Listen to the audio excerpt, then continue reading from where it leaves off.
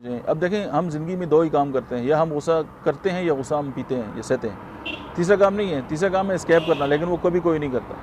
دیکھیں، دو بچے آپس میں لڑ رہے ہوتے ہیں، وہ 15 منٹ بعد آپس میں پھر دوبارہ دوست ہوتے ہیں، وہ بھول جاتے ہیں کہ مطلب کہ ان کا آپس میں کوئی خفگی ہے، لیکن ان کی جو والدین ہیں وہ 2 سال تک ایک دوسرے سے بات نہیں کرتے۔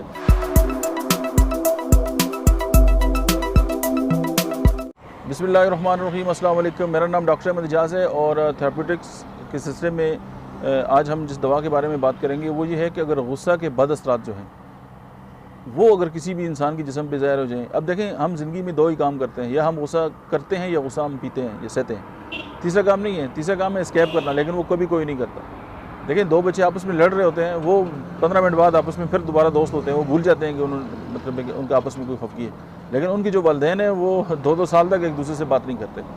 لیکن اگر کسی نے آپ پہ غصہ کیا ہے، یا آپ نے غصہ جو ہے وہ پی گئے ہیں، لیکن وہ آپ کے اندر ایک زہر کا گولہ بن گیا اور اس نے آپ کی جو باڈی ہے اس کو جو ہے وہ ڈسٹرب کر دیا، تو اس وقت جو ہے ہم جس دوا کو انڈیکیٹ کرتے ہیں وہ ہے اسٹیفیسیگیریا۔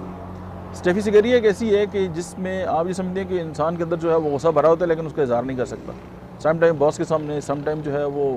بڑوں کے سامنے، یا سم ٹائم جو ہے کسی بھی پوزیشن میں، کہ اگر وہ غصہ جو ہے وہ اس کی عادت ہے اور وہ اندر ہی اندر کڑتا رہتا ہے، تو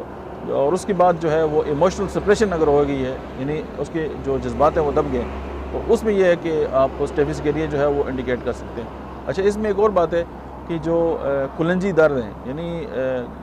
ہر جگہ پہ جو کولائٹس جس طرح کولون کے اندر جو ہے وہ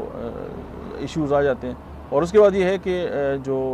دانت ہیں وہ گلنا سڑنا شروع ہو جاتے ہیں، اور اس میں ایک اور خاص بات ہے کہ جو تمباکو ہے اس کی بہت ہے زبردست قسم کی جو ہے وہ خواہش پیدا ہو جاتی ہے۔ اور پھر وہ لوگ جن کے ساتھ کبھی بھی ریپ ہوا ہو یا سیلف ایبیوز ہو، تو اگر اس کے بعد ان کو زندگی میں کسی قسم کا بھی کوئی مسئلہ ظاہر پیش آتا ہے، تو اس کی جو دوا ہے وہ ہے اسٹیفیسیگیریا۔